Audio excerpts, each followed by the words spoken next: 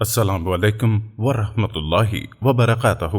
آج کی ہماری ویڈیو کا موضوع ہے غزوہ بدر اور اس کے نتائج۔ سب سے پہلے ہم آپ کو اپنے یوٹیوب چینل مروہ سٹوڈیوز پر خوش آمدید کہتے ہیں اور یہ امید کرتے ہیں کہ اس سے آپ کے دینی علم میں بھی اضافہ ہوگا۔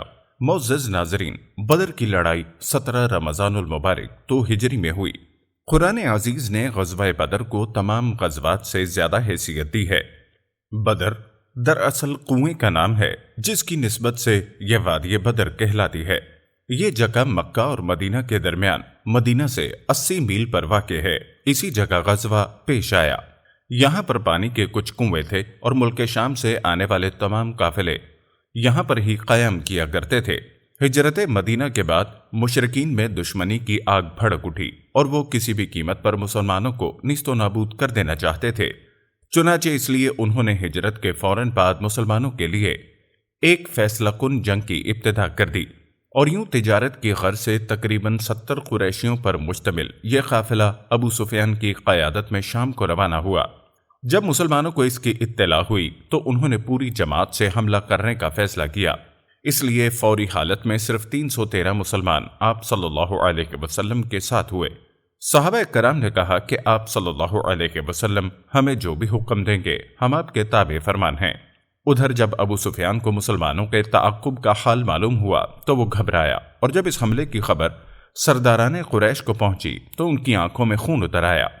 بس پھر ابو جہل اٹھا اور جوش دلا دلا کر قریش کے ہر قبیلے کا سردار ساتھ لیا اور پھر 950 سواروں کی جمعیت فراہم کی جو تیر کمان، نیزہ، تلوار اور جملہ سامان جنگ سے آراستہ تھے۔ 700 اونٹ، 100 گھوڑے لے کر خود ان کا سردار لشکر بن کر روانہ ہوا۔ اب مسلمان آگے بڑھے اور بدر کے قریب پہنچ کر مدینہ کی جانب والے رخ پر خیمہ زن ہو گئے۔ مشرکین آگے بڑھے اور مدینہ سے دور مکے کی جانب والے رخ پر اترے، اور پھر یہ بھی عجیب صورتحال تھی کہ مسلمانوں کا محاذ اس قدر ریتلا تھا کہ انسان اور چوپایوں کے قدم ریت میں دھنسے جا رہے تھے۔ جہاں چلنا دشوار ہو رہا تھا اور مشرکین کا محاذ جنگ ہموار اور پختہ فرش کی طرح تھا۔ دشمن تعداد میں 3 گنا زیادہ، سامان جنگ میں پوری طرح مکمل اور ہر طرح مطمئن تھے، مگر دوسری جانب مسلمانوں کی اپنی حالت یہ تھی کہ تعداد میں بہت کم، سامان نہ ہونے کے برابر اور سواریوں کا شمار برائے نام تھا۔ اتفاق سے مسلمانوں کا قیام بلندی پر تھا جہاں پر پانی کا نام و نشان تک نہ تھا۔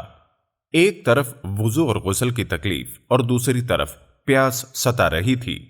یہ نازک صورتحال دیکھ کر آپ صلی اللہ علیہ وسلم نے دعا فرمائی اور اللہ تعالیٰ نے اپنی قدرت کاملہ سے زوردار بارش برسائی۔ بارش سے ریت جم گئی اور چلنا آسان ہو گیا، اور پھر اللہ تعالیٰ نے مسلمانوں پر نیند طاری کر دی۔ جب آنکھ کھلی تو سارا خوف ختم تھا۔ پس جب 17 رمضان المبارک جمعہ کی صبح ہوئی تو ہر صحابی کے دل میں یہ امید اور آرزو تھی کہ سب سے پہلے میری تلوار جوہر دکھائے اور نبی اکرم صلی اللہ علیہ وسلم کا پہلا جانثار میں کہلاؤں۔ حدیث میں ہے کہ آپ صلی اللہ علیہ وسلم نے دونوں ہاتھوں کو اٹھا کر دعا فرمائی کہ اللہ پاک تو نے مجھ سے جو وعدہ کیا ہے آج پورا کر۔ بے خودی کے عالم میں چادر کندھے پر سے گر پڑتی اور آپ صلی اللہ علیہ وسلم کو خبر تک نہ ہوتی تو کبھی سجدے میں گر پڑتے اور فرماتے کہ اللہ پاک اگر یہ چند نفوس آج مٹ گئے تو پھر قیامت تک تیری عبادت کرنے والا کوئی نہیں ہوگا۔ حضرت ابو بکر رضی اللہ تعالیٰ عنہ نے عرض کی اللہ پاک اپنا وعدہ پورا کرے گا، آخر روحانی تسکین کے ساتھ فوج کو شکست دی جائے گی اور وہ پشت پھیر دے گی۔ اس کے بعد آپ صلی اللہ علیہ وسلم پر غنودگی کا اثر ہوا۔ جب اس سے افاقہ ہوا تو آپ نے یوں ارشاد فرمایا، ابو بکر اللہ کی مددان پہنچی، جبرائیل اپنے گھوڑوں کی باگیں تھامے آ رہے ہیں اور سفید عمامے باندھے ہوئے فرشتوں کا لشکر ان کے ساتھ ہے۔ معزز ناظرین، یہ بڑے امتحان اور آزمائش کا موقع تھا۔ جب دونوں فوجیں آمنے سامنے ہوئیں تو مسلمانوں کو نظر آیا خود ان کے جگر کے ٹکڑے تلواروں کے سامنے ہیں، لیکن اسلام کی محبت نے تمام رشتوں کو بھلا دیا تھا۔ حضرت ابو بکر رضی اللہ تعالیٰ عنہ کی تلوار اپنے لخت جگر عبد الرحمن کے مقابلے میں بے نیام ہوئی۔ حضرت عمر کی تلوار اپنے ماموں کے خون سے رنگین ہوئی اور حضرت حذیفہ کو اپنے والد عتبہ کے مقابلے میں آنا پڑا۔ بہرحال معرکہ برپا ہوا اور دونوں جانب سے نبرد آزما ایک دوسرے کے مقابل کھڑے ہوئے اور ایک دم ہجومی جنگ شروع ہو گئی۔ جنگ کے دوران آپ صلی اللہ علیہ وسلم مٹھی بھر خاک لے کر مشرکین کی طرف پھینکتے تو اس کے ذرات ان کی آنکھوں میں پہنچ جاتے، جس سے ان کی آنکھیں نہ کھلتیں اور وہ پریشان ہو کر آنکھیں ملنے لگتے، جیسا کہ قرآن کریم میں ارشاد ہے: اے محمد، تو نے جب کنکریاں پھینکی تو در حقیقت تو نے نہیں پھینکی بلکہ اللہ نے پھینکی۔ اور تھوڑی ہی دیر میں مشرکین کے بڑے بڑے آدمی مارے گئے اور دشمنوں کے پیر اکھڑ گئے۔ وہ بھاگتے تھے مگر بھاگنے کا موقع نہیں پاتے تھے، چنانچہ ان کے 70 آدمی قتل ہوئے اور 70 گرفتار، اور باقی نے راہ فرار اختیار کی۔ حضرت عبداللہ نے جب ابو جہل کا سر تن سے جدا کیا اور آپ صلی اللہ علیہ وسلم کی خدمت میں لائے تو آپ نے دیکھ کر اللہ کا شکر ادا کیا اور فرمایا: اس امت کا فرعون مر گیا ہے، اور اللہ تعالیٰ نے مسلمانوں کی نصرت کے لیے آسمان سے فرشتے بھیجے۔ مسلمانوں کی دعا پر اول ان کی مدد 1000 فرشتوں سے کی گئی اور پھر یہ تعداد بڑھا کر 3000 کر دی گئی۔ بعضوں نے فرشتوں کا لشکر پہاڑ پر سے اترتے دیکھا۔ اکثر صحابہ نے دیکھا کہ کفار کے سر ان کے سامنے گرتے ہیں مگر سر کاٹنے والا نظر نہیں آتا۔ جب جنگ ختم ہوئی تو معلوم ہوا مسلمانوں میں سے صرف 14 لوگوں نے شہادت پائی۔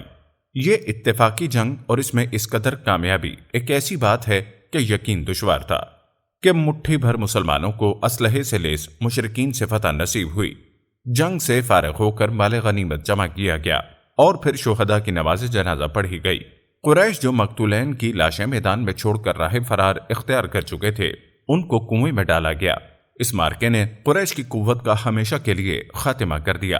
جب اس ساری صورتحال کی خبر ابو سفیان نے ابو لہب کو بتائی تو اس پر سناٹا چھا گیا۔ یہ سن کر لوگ بھی آہو بکا کرنے لگے، مگر ابو لہب نے لوگوں کو چپ کرایا اور سارے مکے میں اطلاع کر دی کہ کوئی مرد یا عورت اپنے مردے کو نہ روئے، ورنہ اصحاب محمد صلی اللہ علیہ وسلم کو خوش ہونے کا موقع ملے گا، اور نہ کوئی قیدی کا خیال کرے، ورنہ مسلمان ہم کو دبا ہوا سمجھیں گے۔ صحابہ کرام میں سے جن کی تحویل میں کافر قیدی دیے، انہوں نے خبرگیری کا حق ادا کر دیا کہ اگر کسی کو روٹی کا ٹکڑا بھی ملا تو اس کو اس کی طرف جھکا دیا اور خود فاقے سے رہے، اور ساتھ یہ کہتے کہ اللہ کے رسول نے تمہارا خیال رکھنے کا حکم دیا ہے، اس لیے ہم اپنے بچوں کو بھوکا دیکھ سکتے ہیں مگر تم کو بھوکا نہیں دیکھ سکتے۔ اور یوں اللہ تعالیٰ نے مسلمانوں کو زبردست فتح اور کامرانی سے سرفراز فرمایا۔ جنگ بدر مسلمان اور مشرکین کے مابین پہلی باقاعدہ جنگ تھی، اور اس میں فتح کے بعد مدینہ کے اطراف دشمنان اسلام بھی بہت زیادہ خوف زدہ ہو گئے، جس سے اسلام کو بہت تقویت ملی۔ معزز ناظرین، ہم امید کرتے ہیں آپ کو ہماری آج کی ویڈیو اچھی لگی ہوگی۔ اگر ویڈیو پسند آئی ہے تو اسے لائک کریں اور کمنٹس میں اپنے خیالات کا اظہار کریں، اور ہمارے چینل مروا اسٹوڈیوز کو سبسکرائب کریں۔ اللہ پاک ہم سب کا حامی و ناصر ہو، آمین۔